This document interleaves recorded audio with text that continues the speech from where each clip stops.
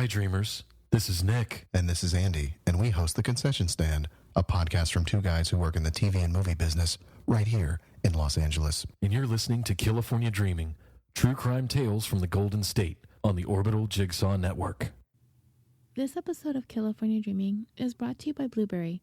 Blubrry offers the best media hosting, accurate listening stats, their all-new PowerPress Deluxe site, a no-setup WordPress website for your podcast, and it comes with all of the necessary links to share your show with the world built right in. Head on over to www.orbitaljigsaw.com/dream to sign up for media hosting, a PowerPress Deluxe site, get that podcast you've been dreaming about started, and get your first month for free. That's www.orbitaljigsaw.com/dream. And now, onto the show. Warning. This episode contains graphic details involving sexual assault and violence against women that may not be suitable for some listeners. Listener discretion is advised. Also, today's episode is the second part of a two-part series. If you haven't listened to part 1, you may want to pause here and listen to episode 28 first. With one of our most mysterious missing child cases. It started at this Cleveland middle school 1 year ago today. 14-year-old Gina Dejesus left school and started walking down this busy Cleveland street. She never made it home. Gina vanished in broad daylight. When I came home and I got on the phone, and from 4 o'clock I started calling friends after friends. They said they did not see her.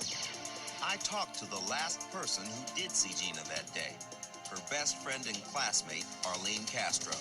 The two girls were walking home together, hoping to spend the rest of the afternoon at Gina's house. I decided to call my mom and ask her, and so she gave me 50 cents to call my mom, and so my mom said no, that I can't go over her house. And so I told her I couldn't, and she said, well, okay, I'll talk to you later, and she just walked. Normally, Gina would have taken the bus, but after she gave Arlene 50 cents for the payphone, she didn't have enough money left for bus fare. So she headed home on foot. Police canines tracked Gina's scent from the payphone at the corner, right down the street, halfway up the block, to this No Street sign right here. And this is where the trail went cold. The disappearance of Gina Dejesus on busy Lorraine Avenue has sent a familiar chill through this Cleveland community. I'll just go Burger King. The cops working to bring her home are the same cops trying to solve the disappearance of another teenage girl, almost exactly a year earlier and just a few blocks away. Amanda Berry vanished on April 21st, 2003, as she walked home from her job at this fast food restaurant. And when she disappeared, which direction was she walking? She was last observed to be walking northbound on West 110th, which is the street right here. Two attractive teenage girls. They disappear in similar circumstances, along the same busy avenue. What does it mean? A lot of the local people around here, are talking about it as well, and how they're getting a little bit scared for their children as well. Whether or not these cases are connected, police and the families of these two girls need your help. Gina Dejesus was last seen wearing a tan shirt with a light blue jacket. Last week, we talked about the disappearances of Michelle Knight, Amanda Berry, and Georgina Dejesus in the city of Cleveland, Ohio. We discussed the circumstances leading up to each of them having gone missing. We talked about what was going on in the lives of each of the girls at the time they vanished, and how they had been taken as they were walking down the street by the same man, Ariel Castro. How he targeted each of them, and how he was able to lure them into his vehicle, and eventually into his home, where he held them captive for years and years. We talked about the investigation into each of their cases, and how Michelle's disappearance was never really linked to Amanda's and Gina's, but Amanda's and Gina's were linked almost immediately because of the way they both disappeared, and how close the proximity, the location of their disappearances were to one another, as well as how Michelle's disappearance was handled differently, not only by investigators because she was an adult, but also by her family, whose search for her, sadly, did not appear to be as rigorous as it was for the families of Amanda and Gina, who were both minors at the time they vanished. Their cases garnered much more media attention, including a segment on America's Most Wanted, which you heard at the beginning of this episode, as well as the involvement of the FBI in the effort to search for them. And last week, we wrapped it up by talking about the devastatingly heartbreaking moment when self-proclaimed psychic Sylvia Brown told Amanda's mom, Luana, on national television that her daughter was dead, something that her mom never really was able to recover from. She passed away a little more than a year later, never having found the answers as to what had happened to her missing child. Today, I want to take you back to the day when this nightmare came to an end, finally. A nightmare that lasted for 10 years, 8 months, and 14 days for Michelle, 10 years and 14 days for Amanda, and 9 years, 1 month, and 5 days for Gina. And how it would be one single Christmas Day blessing that would eventually lead to Castro's world to come crashing down around him. In the conclusion of this 2-part episode of the second installment of Killafornia Dreaming's vacation series, The Tales of Michelle, Amanda, and Gina. We left off last week with the death of Amanda's mom, Luana, on March 2nd, 2006. I mentioned that Amanda watched her mom being told by supposed psychic Sylvia Brown on her little black and white TV that Amanda was no longer alive, and she watched her mom break down into tears on national television upon hearing that. Well, Amanda also learned, more than 1,000 days into her captivity, that her mom had passed away. She had watched her mothers fight for her. She had seen her mom never give up looking for her. Thinking about this, if you're anything like me, it's causing tears to well up into your eyes. Can you even put yourself into that place? Being held captive, isolated from your friends and family and loved ones, chained up in repulsive conditions, beaten and assaulted on a regular basis, living in constant fear for your life. And then could you imagine, in this time of mourning and sorrow, devastated by the loss of your mom, knowing now that you're never going to see her again, that you become so desperate for comfort that you would actually turn to your captor for it? Castro had come in to find Amanda, saddened over the loss of her mom. She talked to him about it, expressed her feelings and her grief, and he, in a sickening twist, offered her words of comfort, telling her that everything was going to be okay, that she was going to be okay. And with that, Amanda asked Castro for a hug. So desperate for something warm and something compassionate, she turned to him. This man, for thousands of days, who would otherwise lay his hands on her forcibly and violently, was the only comfort she had in mourning the loss of her mom. The thought of it is unbelievable. I started wondering about this phenomenon, feelings towards one's captor, also known as Stockholm Syndrome. I don't know if this is actually a thing for Michelle, Amanda, and Gina, but the fact that Amanda had reached out to this man for comfort and support, it kind of came to mind. As in several imprisonment and torture cases, the notion that the victims might have possibly suffered Stockholm Syndrome is often floated.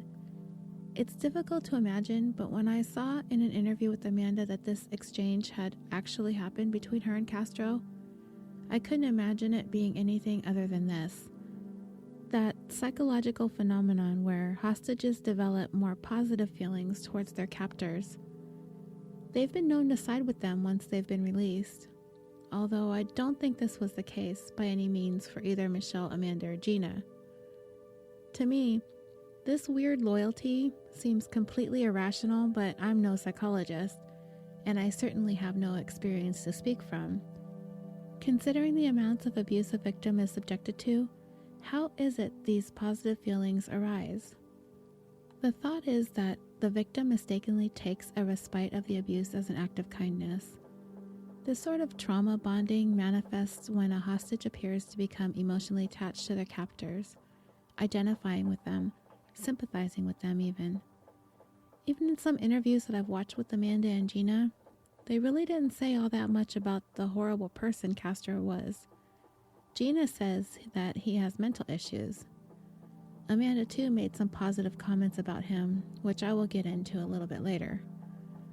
Michelle's situation with Castro differed from the other two because he seemed to be more violent and angry towards her than the others.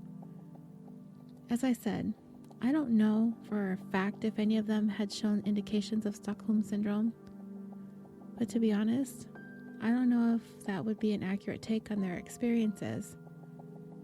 I would be more likely to think that the girls behaved the way that they did out of fear and the instinct to survive.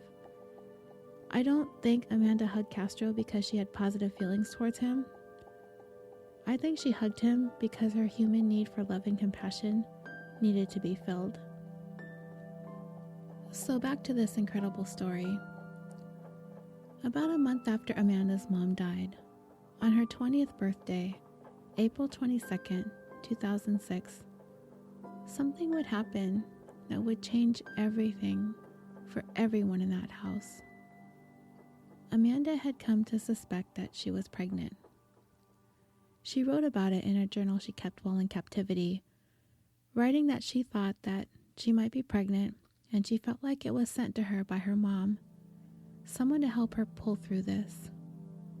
She wrote, "I think she is sending me a miracle."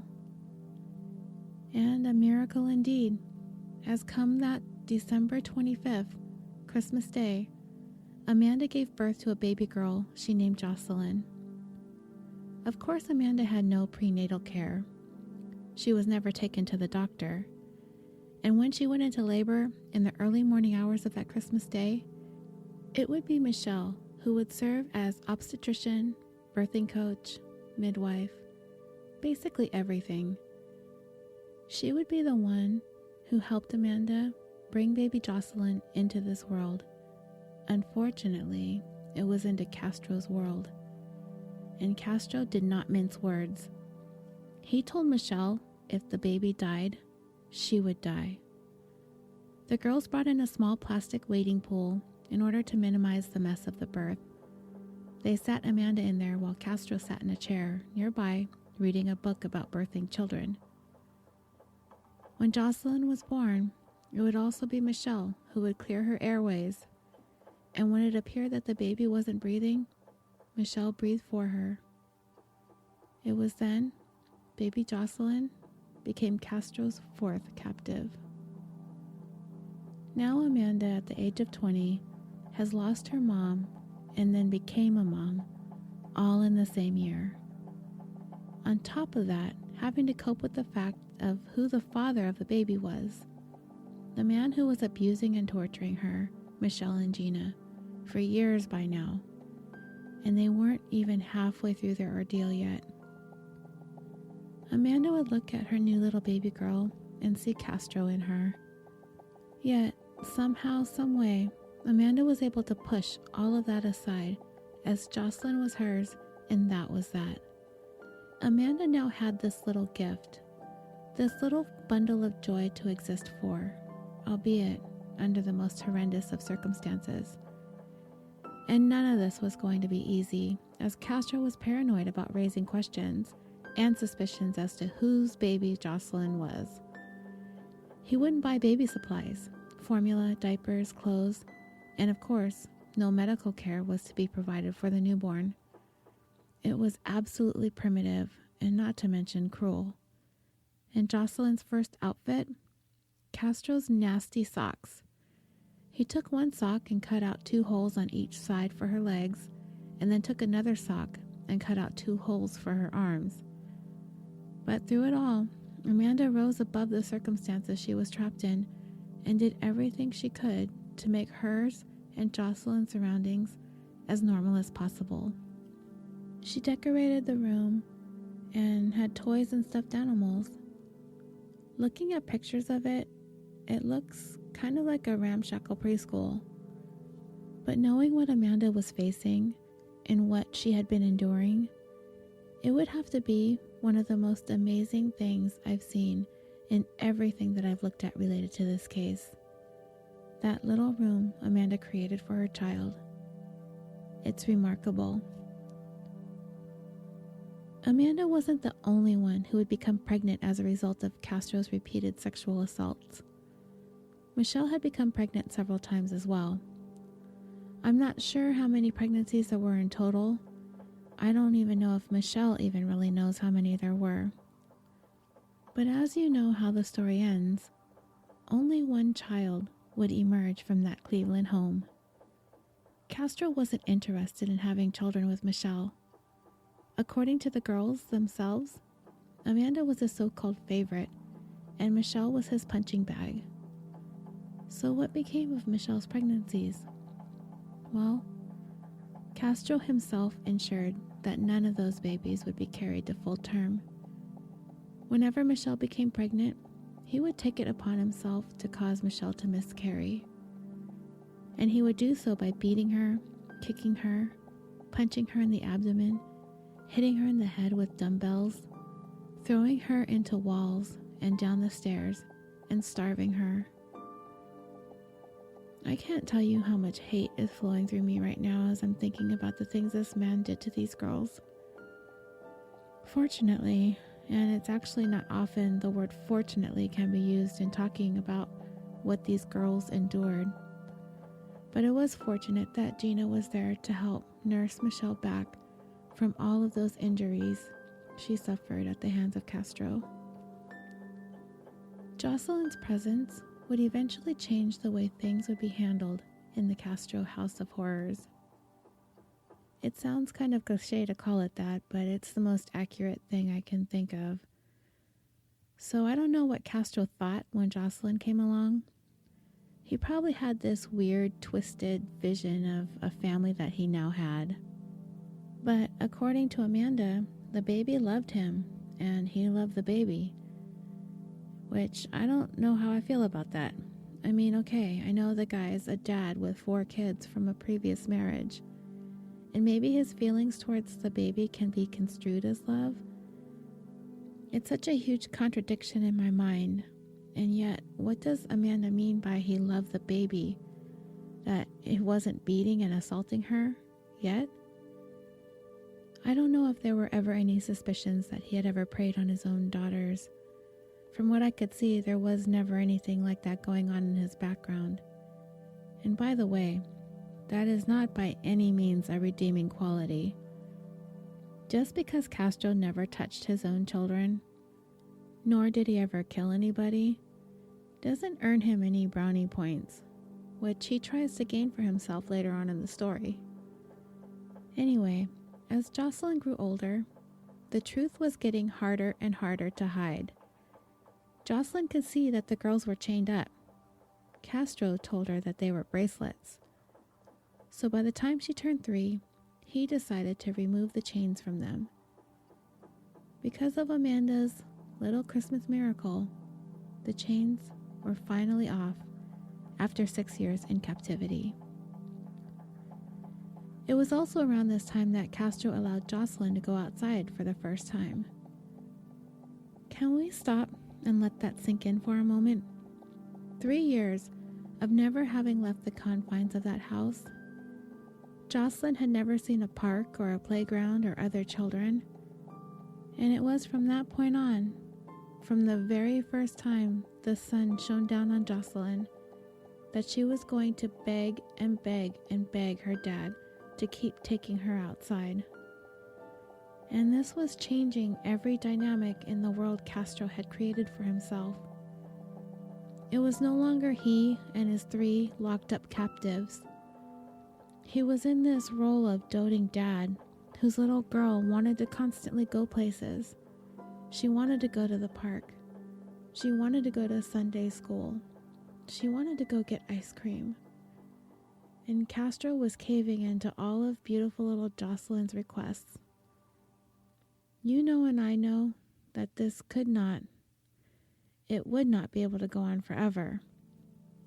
And when it was time for this world of his to begin to crumble, it would be Jocelyn that would be Castro's undoing. But before that day would happen, Jocelyn would need to get ready to go to kindergarten. Don't get me wrong, you know and I know there is no way Castro is going to allow Jocelyn to begin attending public school. So Amanda was going to have to bring school to Jocelyn. The only way she could. Pretend. She created an imaginary classroom inside the room Castro kept her imprisoned. She would pretend to leave the home with Jocelyn, pretend to cross the street until they got to school. Amanda would sit her down at a desk and tell her to have a good day at school. She had pictures on the walls, artwork, workbooks, coloring books. Amanda and Jocelyn repeated the same make-believe routine every single day of what would have been Jocelyn's kindergarten year. As it would turn out, Jocelyn would not see her first grade year in the pretend school her mom created for her. For Castro, his time was up. You can imagine that as the days, months, and years dragged on for Michelle, Amanda, and Gina, they tried to come up with a plan to escape, but they were held back by fear. Fear of Castro, fear of being caught, fear of being killed. Castro had spent all those years torturing the girls, beating them, attacking them, raping them, forcing them to live in deplorable conditions, only allowing them to shower when he would allow it, being made to use a bucket for a toilet, which was rarely emptied, depriving them of food, all the while being chained up, and of course, on top of all of this, psychologically torturing them, often pitting the girls against one another. The depths of this man's depravity runs much too deep for me to be able to even begin to describe what he put them through, so I'm not even gonna try. But I will say this. No matter how much Castro tried to break these girls, he never did. They never gave up hope. Their minds never stopped. They were always looking, watching, waiting, hoping for him to make one careless mistake. Remember, after Jocelyn turned 3, Castro was no longer able to keep them chained up as he previously had. She was getting older, and she was asking questions. So without those chains, the only thing standing between Michelle, Amanda, Gina, and Jocelyn and freedom were some locked doors. On May 6, 2013, Jocelyn took notice that her dad's car was not in the driveway. She told her mom, "Daddy's car is gone." This was Amanda's moment of truth. With her heart pounding, she tried the bedroom door.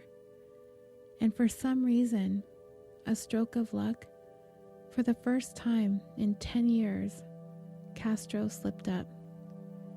Carelessly, unknowingly, leaving Amanda's bedroom door open. She hesitated, wondering if she should attempt to make a run for it. Should she do it? What if he comes back? What if it's a trick? What if he's setting her up? What would he do if he caught her trying to get away? Amanda told herself, if I'm going to do this, I've got to do this now. She grabbed Jocelyn and ran down the stairs and threw open the front door, but behind that, there was another door, padlocked shut. She managed to shove her arm through a small opening and began desperately waving, pleading for someone to help her. Too frantic and too scared to go back and get Michelle and Gina. Meanwhile, upstairs, they've come to realize that Amanda was making a break for it, and the girls started talking about making a run for it too. Michelle was ready to do this. I'm sure with adrenaline starting to rush through her, she wanted to run. But Gina was hesitant. She too was afraid of being caught by Castro. A neighbor nearby spotted Amanda, but he was uncertain as to what was going on at Castro's home. Mind you, all of these people know Ariel Castro. They've socialized with him. They've known him as the bus driver. They've barbecued with the guy. When the first person Amanda saw walk away, unwilling to get involved, it was a terribly sinking feeling. The fear coursed through her that Castro was going to come home and her chance would be gone forever. I'm talking with Charles Ramsey. He's a neighbor. Walk me through again what happened this afternoon. You heard screaming. Heard screaming. I meet my McDonald's. I come outside. I see this girl going nuts, trying to get out of her house. So I go on the porch. Okay. I go on the porch, and she says, "Help me get out. I've been in here a long time."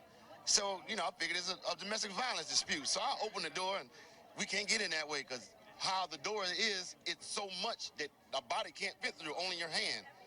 So we kick the bottom, and she comes out with the little girl, and she says, "Call 911. My name is Amanda Berry." Did you know who that was when she said that? When she told me, it didn't register until I got the call in 911, and I'm like, I'm calling the 911 for Amanda Berry? I thought this girl was dead. You know what I mean? And she got on the phone, and she said, "Yes, this is me." And the detective... Charles Ramsey lived on the same street as Castro. He responded when he saw Amanda desperately trying to get out of that house. He went up onto the porch, and she asked him to help her get out, that she had been in there for a really long time. He tried to pull on the door, but he couldn't pull it open.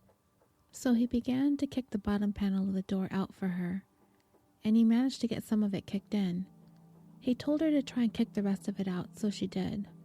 She crawled out the bottom panel, reached in, pulled her daughter out, and they were free. Cleveland 911, you need... Hello, please. Help me, I'm Amanda Berry. You need police, fire, or ambulance. I need police. Okay, and what's going on there? I've been kidnapped, and I've been missing for 10 years, and I'm here. I'm free now. Okay, and what's your address? 2207 Seymour Avenue. 2207 Seymour. Police arriving at the home on Seymour Avenue stormed the house. They first saw Amanda outside holding Jocelyn. She waved her arm at them, and the officers were like, "Is that her?" The first officers looked at each other and, in disbelief, realized that it's her. This is her. They asked her if there was anybody else inside the house, and she confirmed that Gina Dejesus and Michelle Knight were inside as well. They began to make their way up the steps, describing the home as very quiet, very peaceful. They started to think that nobody was there, that they would just clear the floor and exit the home. But they suddenly heard a scuffling sound coming from one of the rooms. They see Michelle, who has emerged from the room. She paused, likely wondering if what she was seeing was really happening. After a moment, she charged towards Officer Anthony Espada and jumped into his arms. He held onto her tight. Fighting back tears, he described having Michelle in his arms when he sees Gina appearing around the corner. To him, it was like one bombshell after another. That's when he sent out the broadcast that they had found him, the girls who had been missing for so long. Officer Barbara Johnson described watching Michelle latch onto Officer Espada, and when he put her down, she rushed over to Officer Johnson and begged her to please not let her go. She assured her that she wouldn't.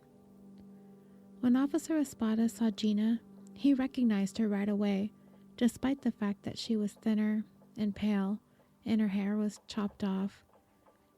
He knew he was looking at Gina Dejesus, missing for such a long time. But to confirm, he asked her name, and she told him that her name was Gina Dejesus. Officer Espada was barely able to hold it together. He glanced over at Officer Johnson and whispered, "We found them." For her, the array of emotions was indescribable, as they were in complete disbelief in the moment. It was as if the weight of the world suddenly dissipated all at once. There was this overwhelming sense of relief, but that feeling is tempered by thoughts of what these girls had been through for the last 10 years. To her, you just can't think of it.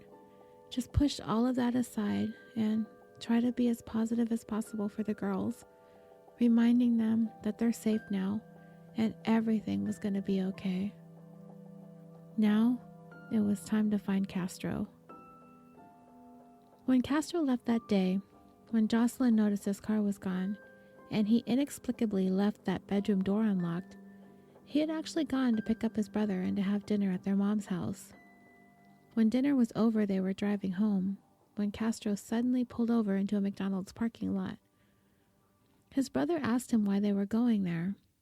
They had just eaten. Castro told him they were getting pulled over. His brother looked back and saw the flashing lights of the police vehicles. Officers approached the vehicle and asked them for their identifications. Castro's brother asked the officer what was going on, and the officer told him, "All I can say is you're looking at some serious allegations." Around the same time, Castro's other brother was arrested in his home. They were all being held, Castro's two brothers having no idea what they were being held for. It was an early thought that the three of them were in on the kidnappings together. They were eventually told that they were being held on charges of kidnapping. They were interrogated. They were told that Michelle, Amanda, and Gina had been held captive in their brother's home. Of course, it would eventually be determined that Castro was the only one responsible for all of this, and his brothers were soon released.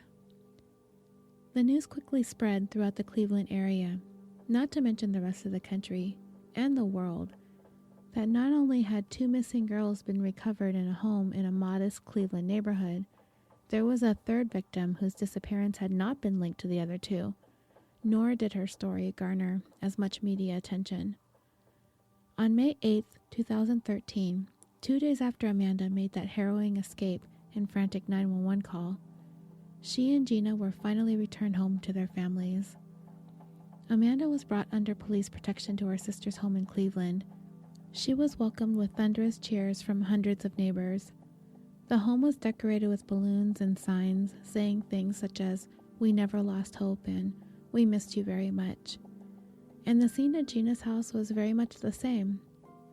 However, Michelle on that day remained quiet, and she decided to stay out of the spotlight. And from what I came to understand, her family had arrived at the hospital, but at the request of Michelle, they were turned away.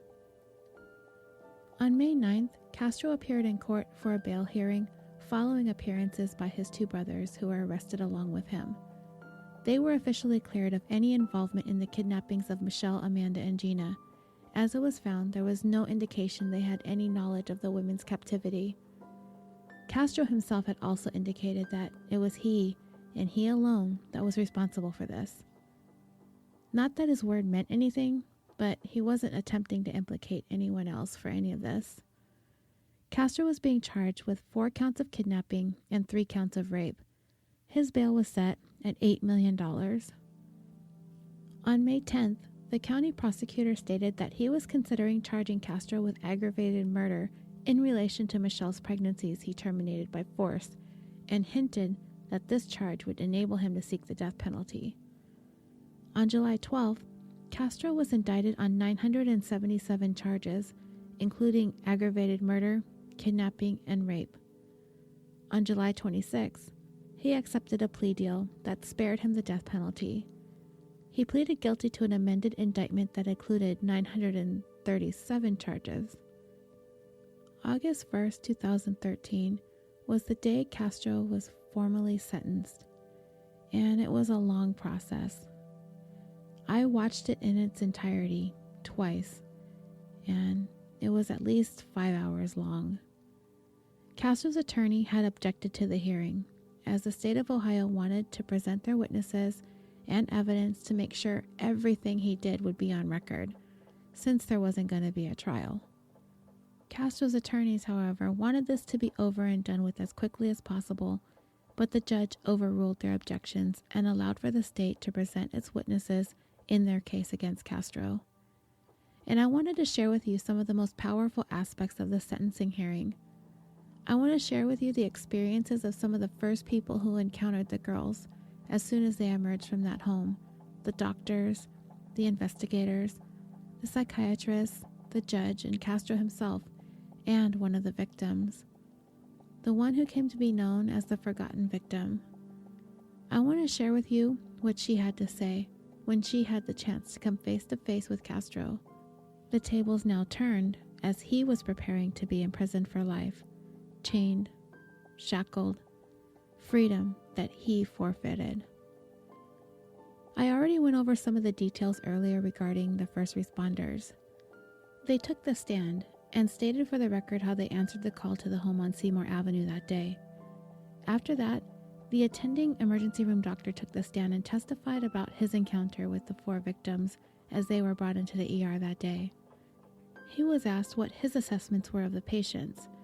He stated that all 3 of the women were emotionally distraught, happy to be free, but emotionally distraught nonetheless, and still very, very fragile. All 3 related to the doctor that they had been sexually assaulted and that they had been held prisoner in the house for several years against their will.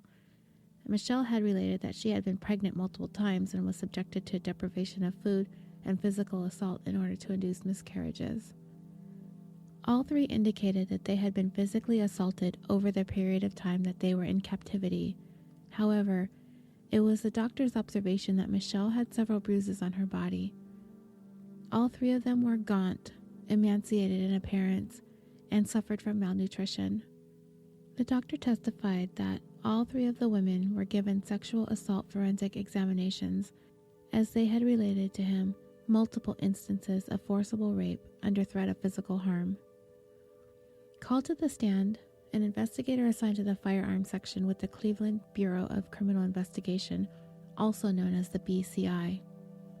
Immediately as I was watching this hearing, I was curious as to what the firearms expert was doing on the stand, as I hadn't heard about any guns involved at this point in any of these crimes. And it would turn out to be quite interesting. He didn't just do ballistics testing. He also examined gun operability and tool mark comparisons. There was a gun recovered at Castro's home, and I came to understand that he used this gun to threaten the girls if they had tried to flee or attack him. He let it be known that he was armed. I hadn't become aware of this weapon until I watched the sentencing hearing. I mean, I understand this man kept the girls chained and locked in his home. I knew he physically abused them, but the fact that he had a gun made sense as to why they were so afraid to do anything if he wasn't looking or if he was sleeping. On the stand, the firearms expert identified a Ruger Service 6 revolver that was recovered from Castro's home. He had tested the gun and determined that it was indeed operable, even though it was old. Aside from the gun, he was given the job to examine the chains that were found in the home, the ones that were used to restrain the girls for all those years. He found that there were 99 feet of chains used on the girls, not including the smaller chains that were padlocked at different points on the lengths of the longest chain, and the total weight of all the chains and padlocks combined totaled a little more than 92 pounds or 42 kilograms. The firearms expert also indicated that it was not only firearms that was involved in the examination of evidence from Castro's home, that pretty much the entire lab took part, including determining the paternity of Amanda's daughter, confirming that Castro was the father. The FBI agent who was in charge of the investigation took the stand next. He had been on the case from the time Amanda Berry went missing until they were all found. He got word that day that Amanda had been recovered at the home on Seymour Avenue. He arrived within 15 minutes, at which time he was advised that not only had Amanda been found, but Michelle and Gina and a 6-year-old girl. As Cleveland police were securing the scene and filling him in on what had just gone down, he focused on the ambulance parked nearby. He had the chance to go over there, and he was able to peer inside, and he immediately recognized, after 10 years of looking for them, Amanda and Gina sitting there. He was not familiar with Michelle, and he also saw Amanda's daughter. He was asked if that moment stood out to him as an investigator. He said that he would never forget it. It wasn't long after he was able to finally lay his eyes on the girls that he refocused on the investigation, getting the FBI evidence response teams, as well as securing warrants for the home, vehicles, telephones, and DNA, so those could be executed as soon as possible. He also wanted to secure any witnesses quickly. He wanted to bring the suspect into custody, and his whereabouts at this point were still unknown. He also coordinated getting the families of the girls to the hospital as well, along with arranging for all of the things that needed to be done to make sure the girls were going to be returned in a safe manner. They needed to be provided with a safe place to stay. They needed to be provided with food, clothing, shoes. The FBI were going to be the ones to see to it that the girls finally had the things that they needed in their first couple of days of freedom.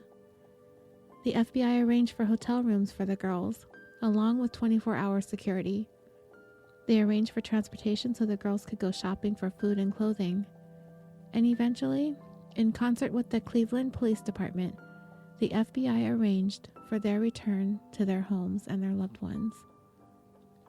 He was asked if the victims would be in need of ongoing medical care as a result of their captivity, abuse, and victimization by Ariel Castro. He stated that all of the victims' needs are ongoing and that no one could really expect any different. He indicated that the girls had made dramatic improvements in the time that he had spent with them, that they were with people that loved them, that they are getting world-class medical and psychological care, but also that they cannot possibly turn off 10 years of systematic, sustained, psychological, sexual, and physical abuse like a light switch, and that goes without saying. A forensic psychiatrist who investigated Castro on behalf of the state was called to the stand to testify as to his findings, along with the report he had submitted at the conclusion of his investigation. It was his opinion that the scope and magnitude of Castro's crimes were unprecedented when it came to the number of unrelated victims, meaning the 3 girls abducted separately, the duration they were held in captivity, along with the location of the home where they were being held captive, having been so close to where they all had gone missing from. He stated that most abductions only last maybe a few minutes or hours, but the fact that these crimes had been so strategically carried out over a period of so many years, it was highly unusual. He added that there were certainly cases where there have been more longer-term abductions, but Castro, with his numbers of victims for that many years, in a neighborhood setting, places him in a class of his own. In the manner in which he kept the girls over the years, he exposed them to a life of complete degradation and violence, along with control over the most intimate functions of their lives, including when they could eat, when they could bathe, and when they could use the restroom. A complete and comprehensive captivity.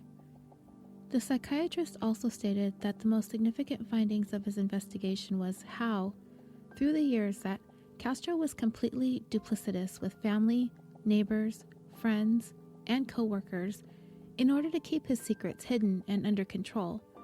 It was astounding how Castro was able to conceal what he was doing from everyone in his life, even for a period of time having a girlfriend who knew nothing about what was going on inside his home.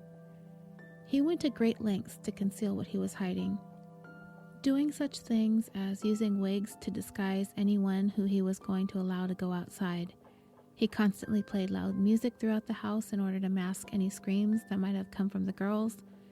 And when Amanda's daughter was born, Castro gave the women aliases and taught her those names. Castro had no history of mental health issues. He had never been diagnosed with any, and when he was examined by the court psychologist, he was deemed competent with no mental health issues at all. Long story short, Castro knew what he was doing, and he knew it was wrong. Next, the state called to the stand the psychiatrist who reviewed the documents and information regarding the victims, or survivors as it would be, Michelle, Amanda, and Gina. In his findings, he first outlined the significant ways the girls were hurt.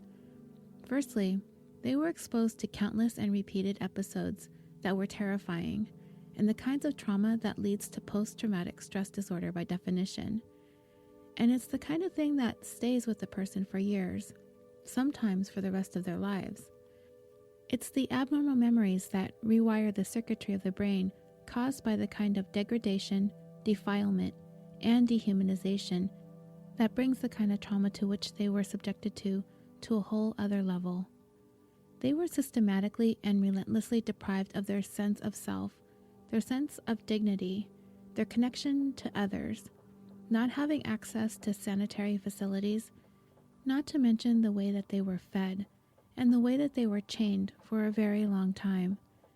And these young girls were deprived of their parents, their families, their friends, home, school, and of those 10 years where they were transitioning from being an adolescent to a young woman into a woman. He illustrated that this type of degradation isn't going to bring about the same kinds of PTSD as some other kinds of trauma because it inhibits your ability to know how to trust.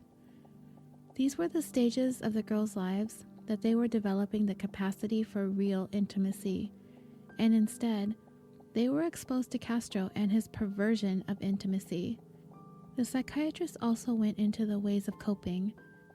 How did the girls cope with all the things that had been going on all those years in captivity?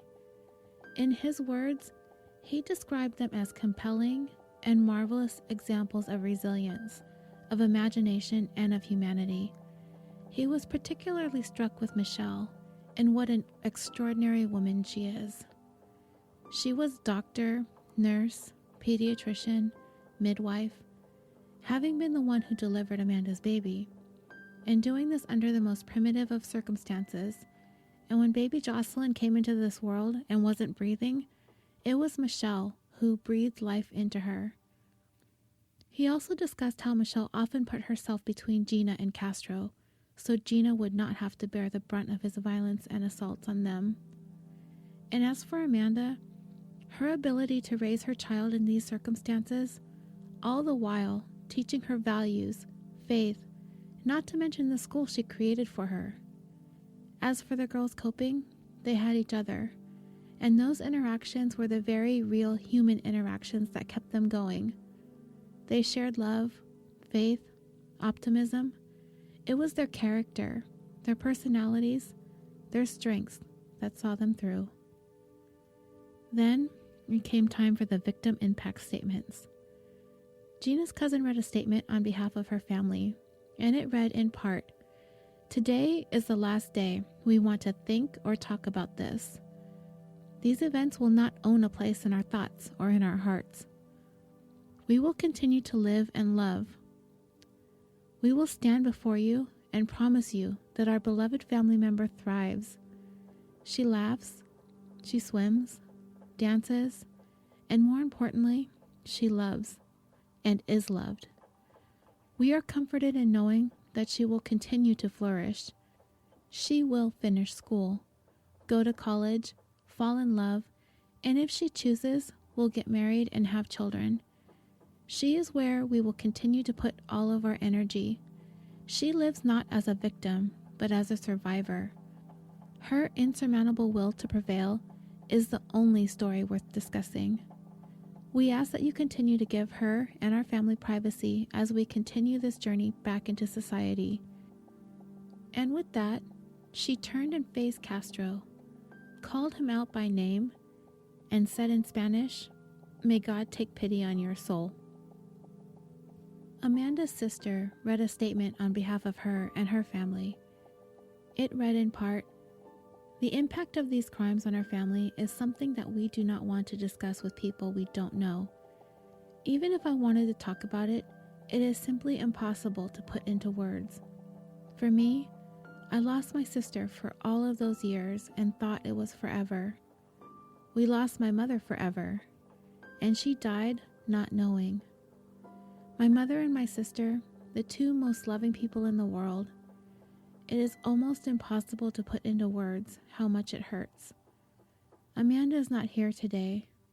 She is strong, beautiful, inside and out, and is doing better every day. She's not just my only sister, but the best friend I have and the best person I know. She does not want to talk about these things. She has not talked about these things even with me. She does not want other people to talk about these things. The main reason she does not want to talk to anyone about these things or be forced to talk about it is because she has a daughter. She would like to be the person who decides what to tell her daughter, when to tell her daughter, and how to tell her daughter certain things. When people say things and file things in court, it's public. It gets written about and talked about by people we don't know. Amanda's concern is that her daughter will hear things or read things said by the wrong people, the wrong way, the wrong time, before Amanda thinks the time is right to tell her daughter. My sister has asked me to say the same thing she has been saying since this case started. Please respect her privacy. She does not want other people talking or writing about what happened. Now that there will be no trial, there doesn't really seem to be any reason at all why people cannot do what she asks. Amanda did not control anything for a long time. Please let her have control over this so she can protect her daughter. In an extraordinary show of courage, Michelle read her statement to the court herself. I want to play the audio of it for you, and I will at the conclusion of this episode. But the audio, because it was read in open court, is not always that clear, and I really want to read it to you, but I will play it at the end because her voice deserves to be heard. Her statement read as follows. To Judge Russo, I would like to tell you what 11 years of my life was like. I missed my son every day. I wondered if I was ever going to see my son again. He was only 2.5 when I was taken. I would look inside my heart and see my son. I cried every night. I felt so alone. I worried about what might happen to the other girls and me every day. The days never got shorter. The nights turned into days. The days turned into years. The years turned into an eternity. I knew nobody cared about me. He told me that my family didn't care about me. He tormented me constantly, especially on holidays. Christmas was the most traumatic day because I didn't get to spend it with my son. No one should ever have to experience what we went through, not even an enemy. Gina and I were a team. I never let her fall, and she never let me fall. She nursed me back to health when I was dying from his abuse. My friendship with Gina is the only good thing to come from this situation. We said we'll all get out alive someday, and we did. To Ariel Castro, I remember all of the times you came home talking about everyone else that did someone wrong. You acted like you weren't doing anything wrong. You said, at least I didn't kill you. You took 11 years of my life, but I've got my life back. I spent 11 years in hell. Now your hell is just beginning. I will overcome all that happened, but you are going to face hell for eternity. From this moment on, I am not going to let you define me or affect who I am. I will live on, but you will die a little more inside each day as you think of those 11 years and the atrocities you inflicted on us. What does God think of you hypocritically going to church each Sunday, then coming home to torture us? The death penalty would have been an easy way out. You don't deserve that. We want you to spend the rest of your life in prison. I can forgive you, but I'll never forget. With God's guidance, I'll prevail and help other victims who may have suffered at the hands of another. Writing this statement gives me the strength to be a stronger woman and know that there are more good people than evil. I know there's a lot of people going through hard times, but they need someone to reach out a hand for them and hold and let them know they are being heard. After a long 11 years, I am being heard, and it feels liberating. The county's assistant prosecutor hammered it home, just to make sure it was clear that Castro needed to pay dearly for his crimes.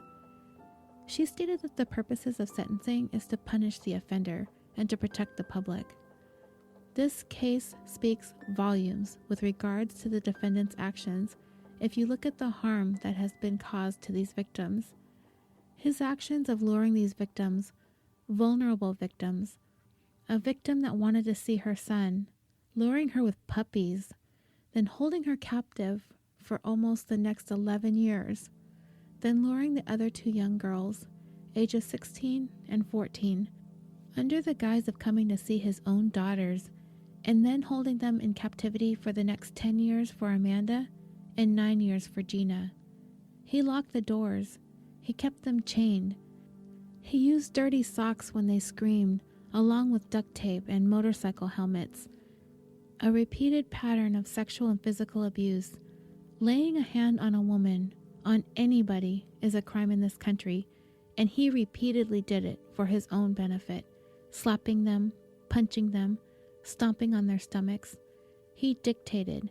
He dictated when they ate, when they slept, when they could talk, when they could interact. He dictated when they could go to the bathroom, and if that commode would be emptied was based on how defiant their behavior was.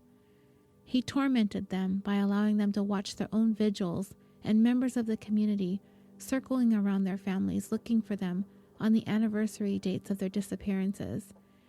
He even had the audacity to attend them and talk to the family members, knowing full well that these women were in his captivity, right under his roof. He would go to church on Sundays and come home and torment them. He told them that they had to respect their elders, that he was their elder, and they had to do exactly what he wanted, when he wanted, whenever he wanted. He bartered with food. He gave them money and then take it away. He made them do chores to earn their keep. He provided no medical attention, from the oldest to the youngest. That child born in a swimming pool. And that child was not breathing when she was born, but for that young woman, Michelle, who had the courage to breathe life into her. She may not even be alive today if it wasn't for her. And to exacerbate that, he even kept the placenta in the refrigerator as a memento for a period of time.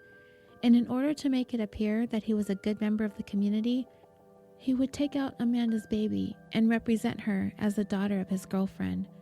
This brazen behavior of a cold, calculating, self-absorbed human being that does not need to see the light of day ever again.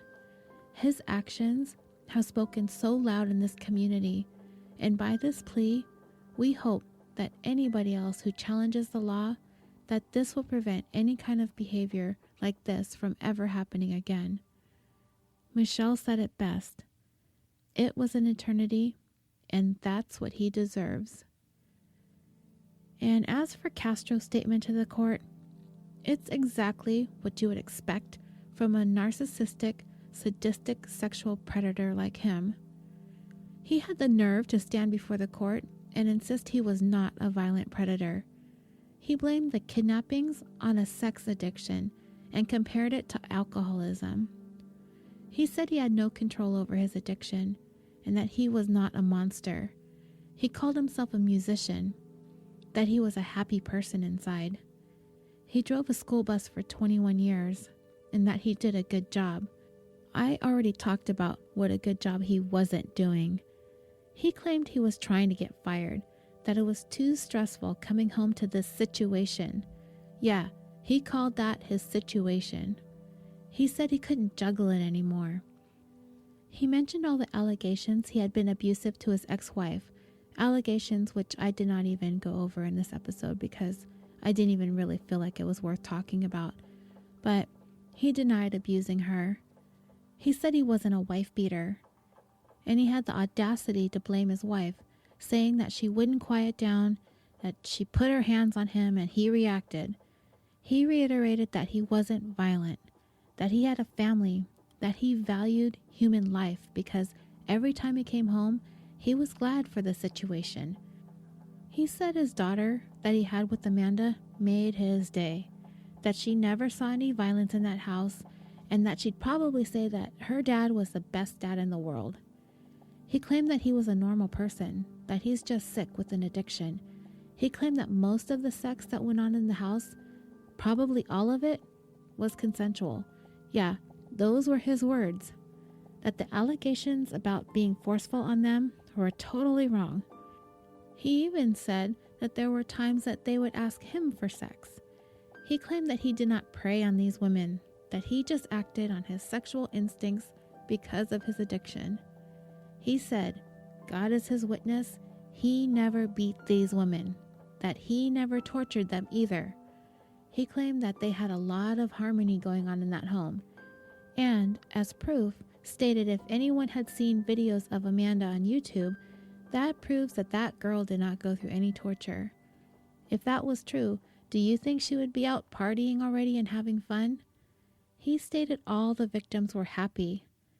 And if all of this that I've told you hasn't already infuriated you, then this surely will. He addressed Michelle in court and said, since day one, no one missed her, that he never saw flyers about her. Finally, it was the judge's turn to speak. It's a very, very long statement given by the judge, so I'm going to cut to the chase.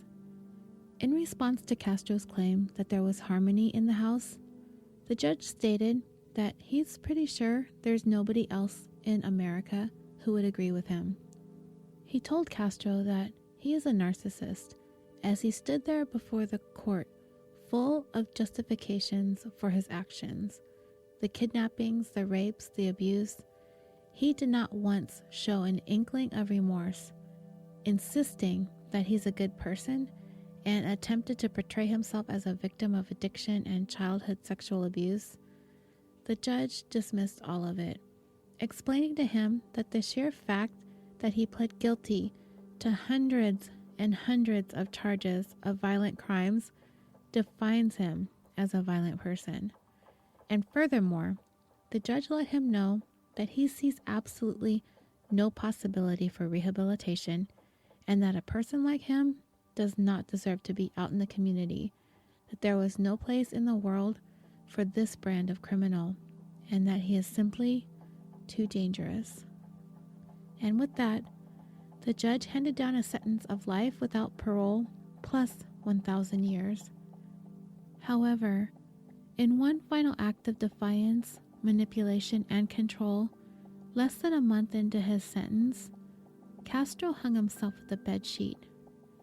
I know that there are those who feel angered and disappointed that this man took the easy way out, that he is not going to suffer a miserable existence in prison, while there are others that say good riddance. The world is a better place without him in it. I don't like the idea of anyone taking their own lives, and when he was sentenced, I was relieved to see him locked up and the key thrown away. But I have to be completely honest, a part of me was kind of glad that he was gone when I heard that news. It's also worth mentioning, a week after the sentencing, the home where the girls were kept locked up for all those years was razed to the ground in an effort to keep it from becoming a morbid tourist spectacle. Today, the girls are continuing to rebuild their lives with their families and friends, and they are continuing to move forward with tremendous support from loved ones and the community. Michelle is now known as Lily Rose, a name she chose that reflects her two favorite flowers. She published a memoir and is releasing the second book on the 5th anniversary of their escape later this year, entitled Life After Darkness, My Journey to Happiness. She has kept a relatively low profile, but there will be some details in the book about her new life. Amanda has put her energy into shining a light on missing people in the Northeast Ohio area, inspired by the time that she had spent in captivity watching news segments of people who are looking for her. She is now hosting a 30-second daily news segment on Cleveland's Fox 8, as it is now her personal mission to make sure missing people know that the public is still looking for them. She wants to get the faces and names of the missing people out there, and to raise public awareness about every missing person. And as for Gina, after the memoir she penned with Amanda, she has also maintained a relatively low profile, enjoying life with her family in the suburbs of Cleveland. And this brings this 2-part series of the tales of Michelle, now Lily Rose, Amanda, and Gina to a close. I'd like to extend a big thank you to Karen B. once again for participating in my drawing for the vacation series.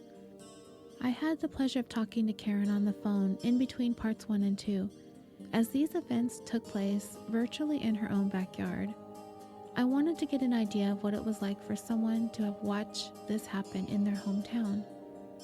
From the time Amanda and Gina were kidnapped until the day they were found, the story haunted the entire community, and Karen would watch every year on the anniversaries and the birthdays of the girls, as the news would bring their stories back into the public.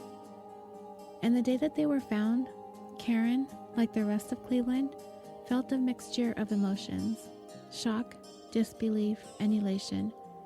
And the news, of course, trickled out of Ohio, across the country, and across the world. And we collectively cheered for these women. They became these symbols of hope, strength, perseverance, and courage for all of us. I hate what happened to them, but I love how this story ends. And I love that they did not fade into obscurity. It's difficult to think about the memories that they have to live with, but from what I can see, they aren't allowing that to define them. I love that they spoke to us through interviews and memoirs, because they are truly, truly inspiring women. And again, thank you, Karen, so much for your help with this. And this is not the end of the vacation series just yet. I am going to touch on all the states that were part of the vote that I had last month, which were Michigan and Georgia. I have something planned for both of those states. However, I do have a little something extra special for the Georgia case. It was a submission from my friend Beth Michelle, who is not a podcast friend. She is a friend I met through a mixed breed pug page, as both she and I are proud pug mix owners. And you all have probably seen pictures on social media of my puggy Chihuahua, Fred. You know, the one with the big smile. Well, when I started Killafornia Dreaming, Beth took a chance on it, and she has been a tremendous supporter of the show ever since. There are so many others who have also supported, including Alicia, Mary Virginia, Stephanie L., Susan L., Annette, Jennifer B., Gwen R., Carol L., Jennifer N., Jan H., Leanna D., Stacy W., Sylvia S., Shondell Y., Catherine B., Kelly S., Carolyn M., Virginia C., Christine A., Nancy P., Timothy S., Randy, Michelle F., Karen M., Rebecca M., Heather B., Allison F., Jennifer M., Eileen W., Emma F., Tor H., and Jen L. Thank you all so much for your continued support. Join the Killafornia Dreaming Facebook group, like the page, and join the discussion. Share your thoughts about this story, or any of the stories you've listened to. I would love to hear your feedback and comments. You can also follow me on Twitter at KillaforniaPod and on Instagram at Killafornia Dreaming Pod. And if you would be so kind, if you enjoy the show, you can help give it more visibility by leaving a review on iTunes and on the Facebook page. 5 stars would be much appreciated. And, as always, you can email me with the case suggestions or show sticker requests, questions, and comments. Killafornia Dreaming has proudly become a part of the Orbital Jigsaw Network, home to an eclectic family of podcasts including The Concession Stand, Super Nerds UK, Busted Wide Open, The Dirty Bits, Historium, Is This Adulting, 41 Owned, and Film Roast. You can find all of us at www.orbitaljigsaw.com and stream all of our shows and episodes in one place. Also, you will find links to our merchandise store at TeePublic. You can support your favorite podcaster and get a little something for yourself. A t-shirt, mug, hoodie, tote bag, all sorts of stuff. Click on the link to all the merchandise at www.orbitaljigsaw.com. And before I sign out, I have a couple of promos to play for you. The first one really needs no introduction. It's The Cleaning of John Doe. And the second one I recently started listening to, Uncovering Unexplained Mysteries. Take a listen. The call had come in early that morning, and we found ourselves on the road again. The details weren't very clear. All we knew was that someone had shot someone with a gun. The man who met us out front of the poorly maintained apartment building was the manager. He wore the solemn look on his face like a mask. We followed him up the blood-stained stairs to the unit at the top. He unlocked the door and stepped aside. If walls could only talk, these would be screaming. The living room wall led immediately into the hallway and was heavily sprayed with blood. In the middle of it all was the only clean space, and it was a clear outline of a body. Crimson spatter and sickly pink brain matter covered the walls and ceiling. What happened? I didn't think a scene like this could get any worse. I learned I was wrong again. This is The Cleaning of John Doe.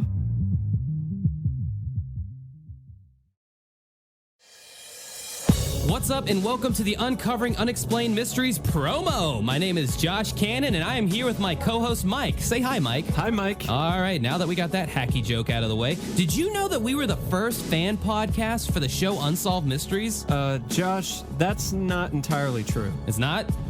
Well, did you guys know we were the first Unsolved Mysteries podcast to get an official cease and desist letter from the executive producers from the show? That's definitely true. So yeah, if Robert Stack's voice gave you nightmares as a child, this podcast is for you. We release a new episode every Monday, and you can find us on iTunes and anywhere else that podcasts are available. So we hope you join us in uncovering some unexplained mysteries. Thank you, and don't forget to keep listening if you'd like to hear the impact statement read by Michelle Knight at the sentencing hearing. The audio isn't perfect, but we, Karen and I, wanted to include it. And until next time, sweet dreams.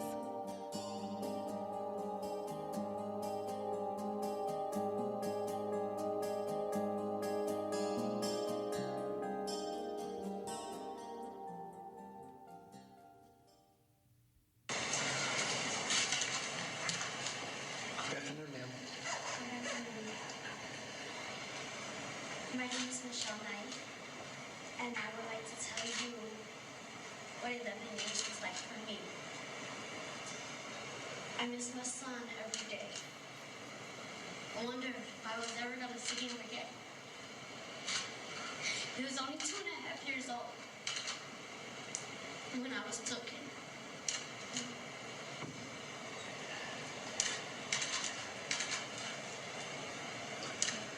I look inside my heart and I see my son. I cried every night. I was so alone. I worried about what would happen to me and the other girls every day. Days never got shorter. Days turned into nights. Nights turned into days. Years turned into eternity. I knew nobody cared about me. He told me that my family didn't care. He tormented me constantly, even on holidays. Christmas was the most traumatic day, because I never got to spend it with my son. Nobody should ever have to go through what I went through, or anybody else, not even a worstest enemy. Gina was my teammate. She never let me fall. sent me back to hell when I was dying from his abuse. My friendship with her is the only thing that was good out of this situation. We said we will someday make it out alive, and we did.